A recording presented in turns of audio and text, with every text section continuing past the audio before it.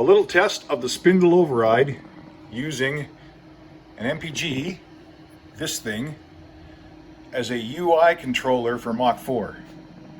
So what we've got is just a little bit of code over here to turn the spindle on, down here, and we can put it in spindle override mode and turn the handle, and it should change the override, and it should show up on the UI as well.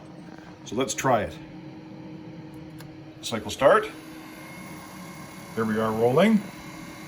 We'll turn the handle. Nothing happens. We'll put it in override mode. And it speeds up. And you look at the UI, and we can manipulate it with this.